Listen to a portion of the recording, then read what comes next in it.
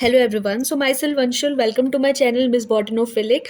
और आज की वीडियो में मैं आपको प्लांट रिसोर्स एंड यूटिलाइजेशन के कुछ इंपॉर्टेंट टॉपिक्स के बारे में बताऊंगी। तो जनरली इसका जो सिलेबस है वो बहुत लेंदी है। अगर आप कुमाऊं यूनिवर्सिटी से पढ़ रहे हैं या फिर किसी और यूनिवर्सिटी पे पढ़ रहे हैं तो इसका एक और नाम से हम इस पेपर को जानते हैं जो कि होता है इकोनॉमिक बॉटनी। तो इसका सिलेबस जो है वो काफ़ी ज़्यादा वाइड है। तो आप कैसे इसको प्रिपेयर करो एग्ज़ाम के लिए, उसी के बारे में मैं आपको कुछ टॉपिक्स बताऊंगी जिसके बहुत चांसेस होते हैं कि वो एग्ज़ाम में आते हैं। और टाइम भी आप लोग को बहुत कम दिया है, तो इसके लिए आप लोग जनरली इस पेपर को कुछ इस तरीके से प्रिपेयर करो कि आपको कुछ टॉपिक्स आए। ओके, और वो टॉपिक्स ऐसे होते हैं जो कि एग्जाम में बहुत बार पूछे गए हैं।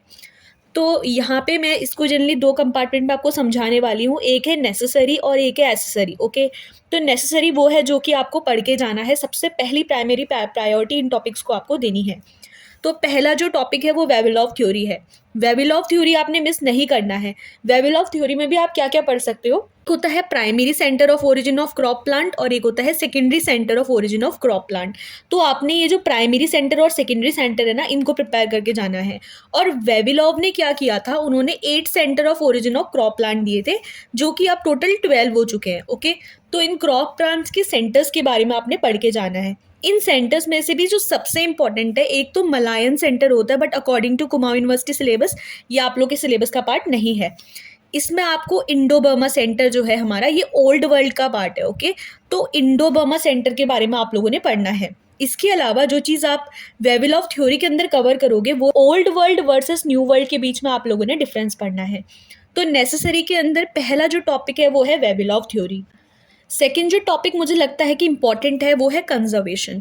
कंजर्वेशन को आप मिस नहीं कर सकते हैं, ये बहुत इंपॉर्टेंट क्वेश्चन है। और मैंने जैसे प्रीवियस ईयर क्वेश्चंस देखे उसके अकॉर्डिंग मुझे ये लगता है कि कंजर्वेशन में आप लोगों को जनरली जिस पे फोकस करना चाहिए वो है एक्सी2 और इंसी2। आपको ऑलरेडी इस पे वीडियो बना के बताया था कि एक्सी2 इंसी2 कंजर्वेशन क्या होते हैं, क्या इनके बीच में डिफरेंस होता है। तो पहली चीज़ जो आपने पढ़नी है वो है दोनों के बीच का डिफरेंस।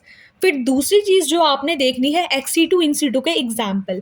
एक्सी2 के बहुत एग्जाम्पल होते हैं, इंसी2 के भी बहुत एग्जाम्पल होते हैं। अगर हम हैबिटेट से बाहर का प्रोटेक्शन करते हैं तो वो एक्सी2, अगर हैबिटेट में करते हैं तो इंसी2। अब इंसी2 के अंदर भी जो नेशनल पार्क होते हैं, वाइल्ड लाइफ सेंचुरी, इनके बारे में आपको थोड़ी बहुत डिटेल पता होनी चाहिए। इनकी डेफिनेशन, कौन इनको गवर्न करता है और क्या इसके एग्जाम्पल होते हैं। एग्जाम्पल, अब जैसे हम लोग उत्तराखंड पे हैं तो मोस्टली आपको 4 to 5 एग्जाम्पल्स उत्तराखंड से रिलेटेड पता होने चाहिए। ओके, और एक्सी2 में आप जिस चीज़ पे फोकस करोगे वो बेसिकली होगा हमारा जीन बैंक।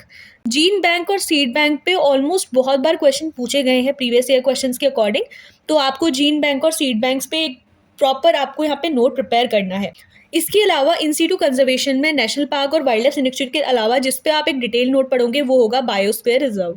तो बायोस्फीयर रिजर्व पे आपको मिस नहीं करना है। मैंने इस पे एक ट्रिक भी आपको बताई थी कि कैसे आप 18 बायोस्फीयर रिजर्व्स को याद कर सकते हो। इसके अलावा इस पे मैंने ऑलरेडी वीडियो अपलोड करी है, तो बायोस्फीयर रिजर्व जाके वहाँ से पढ़ सकते हो। तो इन सीटों के अंदर जो है national park, wild life sanctuary, biosphere reserve आपको मिस नहीं करना है। ओके, इसके अलावा कंजर्वेशन के अंदर कुछ ऐसे टॉपिक्स है जहाँ पे बहुत चांसेस है कि इस बार इंडिविजुअल क्वेश्चन आए। वो है वेटलैंड, कोरल रीफ। तो वेटलैंड्स की जब हम बात करते हैं तो कुछ ऐसे मेथड्स होते हैं या कुछ ऐसी पॉलिसीज़ है जो कि इंडिया ने निकाली है वेटलैंड्स को प्रिजर्व करने के लिए। तो वेटलैंड्स क्या होते हैं, इनके टाइप्स क्या होते हैं, क्या मैथड से हम इनको प्रिजर्व कर सकते हैं, इस चीज़ के बारे में आपको थोड़ा बहुत पता होना चाहिए। नेक्स्ट जो टॉपिक मुझे लगता है कि इधर इंपॉर्टेंट है, ये जो होते हैं हमारे कुछ ऐसी ऑर्गेनाइजेशंस होते हैं जो कि एक्सी2 कंजर्वेशन के पार्ट हैं और ये कुछ ऐसे स्टेप्स लेते हैं जिससे हम अपने इन्वायरमेंट को प्रोटेक्ट कर सकते हैं। तो यही सब आपकी इंपॉर्टेंस है सिलेबस के अकॉर्डिंग। बट इसमें से जो मोस्ट इंपॉर्टेंट है जिसको आपने प्राइमरी प्रायोरिटी देनी है वो है NBPGR, national bureau of plant genetic resource, botanical survey of India, and last जो है वो है ICAR। ठीक है, और IUCN। CSIR इतना भी इंपॉर्टेंट नहीं है, मतलब चांस नहीं होते कि DBT या फिर CSIR पे क्वेश्चन पूछा जाए, बट एटलीस्ट 4 to 5 लाइन्स का आपको पता होना चाहिए, थोड़ा बहुत इनमें नोट। ओके, बट जो मोस्ट इंपॉर्टेंट है वो है NBPGR, botanical survey of India, IUCN and the ICAR। Okay, इसके अलावा जो सबसे इंपॉर्टेंट है वो है रेड बुक डेटा लिस्ट। तो red book data list, red book क्या होती है इसके बारे में आपको थोड़ा बहुत डिटेल पता होना चाहिए। इसके कितनी कितनी कैटेगरीज होती है इसके बारे में आपको पता होना चाहिए। और स्पेसिफिकली इससे पहले क्वेश्चन पूछा गया है पीवाईक्यू के फॉर्म पे, वो था कि उत्तराखंड की 3 ऐसी स्पीसीज के नेम बताने हैं जो कि रेड बुक पे मेंशन्ड है। ओके, तो ये आप नेट पे सर्च करोगे तो इजीली आपको अवेलेबल रहेगा। इसके अलावा मैं आपको ये तीनों स्पीसीज के नेम टॉप पे लगा दूंगी, तो आप लोग देख लेना। ये 3 स्पीसीज उत्तराखंड की ऐसी है जो कि रेड बुक पे मेंशन की गई है। इस कैटेगरी ऑफ इंपॉर्टेंट जो इसके अंदर टॉपिक्स मुझे लगते हैं वो है मेडिसिनल प्लांट। मेडिसिनल प्लांट आप मिस नहीं कर सकते हो, ये बहुत इंपॉर्टेंट टॉपिक है।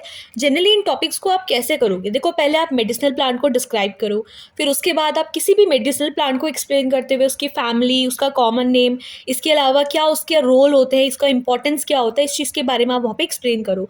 तो 10 to 12 मेडिसिनल प्लांट, जो कि हम लोग ऑलमोस्ट, अब बॉटनी के स्टूडेंट है तो ऑब्वियसली बात है कि हमें एटलीस्ट 10 to 12 मेडिसिनल प्लांट के यहाँ पे पता होने चाहिए नेम। अगर आपको नहीं आते तो आप 5 to 6 भी याद कर सकते हो, बट विद डिटेल।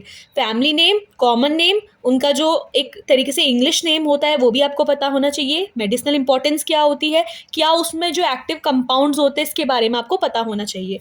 तो मेडिसिनल प्लांट के बारे में आपको मिस नहीं करना है, बहुत इंपॉर्टेंट टॉपिक है। फिर आ जाता है NTFP, मतलब नॉन टिम्बर फॉरेस्ट प्रोडक्ट।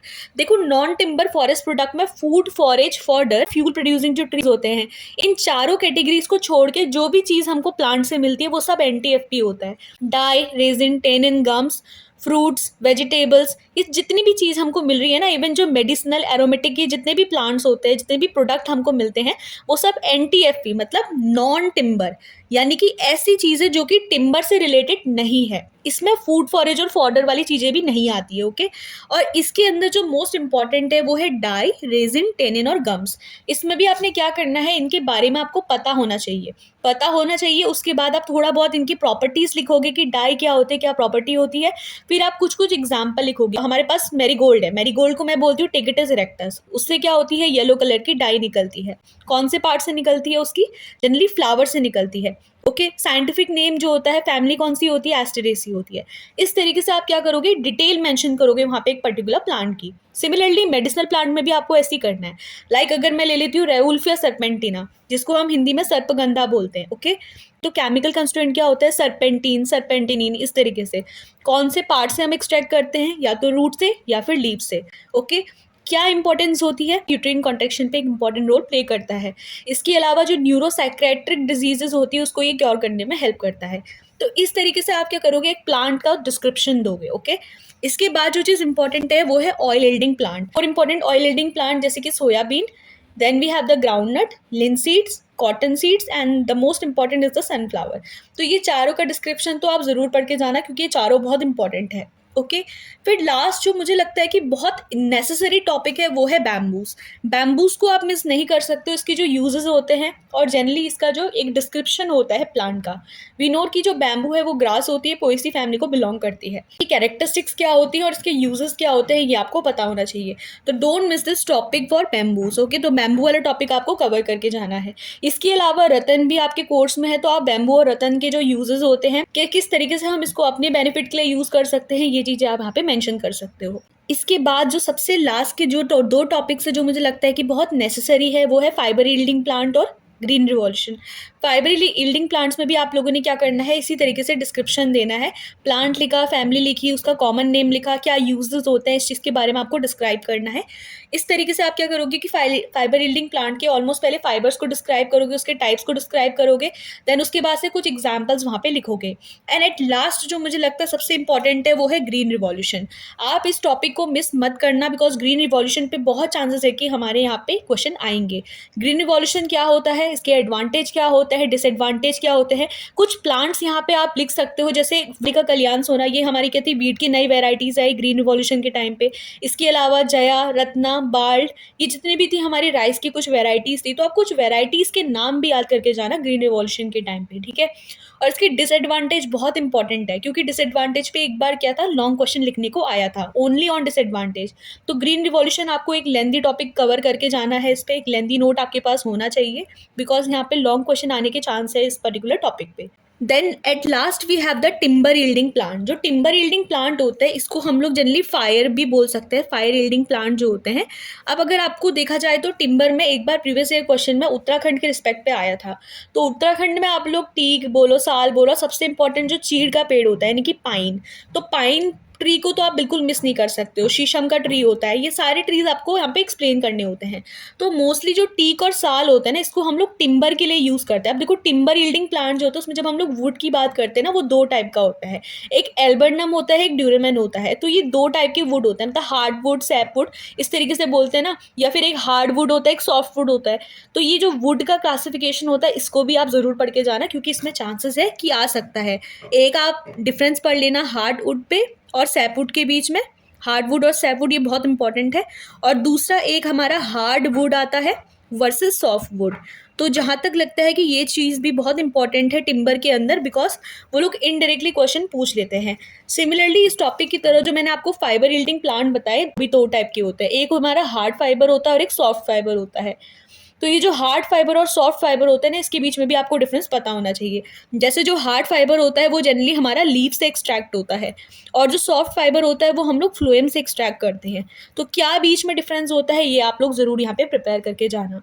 तो ये कुछ ऐसे नेसेसरी टॉपिक्स है जो कि मुझे लगता है बहुत इंपॉर्टेंट है paper plant resources and utilisation में, और सबसे पहली प्रायोरिटी आप लोगों को इन्हीं टॉपिक्स को देना चाहिए। कुछ एसेसरी टॉपिक्स के बारे में बोले जिनको आपको एट द लास्ट पढ़ना चाहिए, वो है mangrove, food forage and fodder crop, fruits जैसे जो टॉपिक्स हैं। अब आराम से 4-5 फ्रूट्स के नेम आपको याद होंगे, बस आपको साइंटिफिक नेम और उनकी फैमिली याद करनी है। ओके, तो ये टॉपिक्स मिस मत करना, ये टॉपिक्स बहुत इंपॉर्टेंट है। इसके अलावा जो मैंने आपको दो एसेसरी टॉपिक बताए, food forage and fodder, and the second one is mangrove, तो इसको भी आप कवर करके जाना।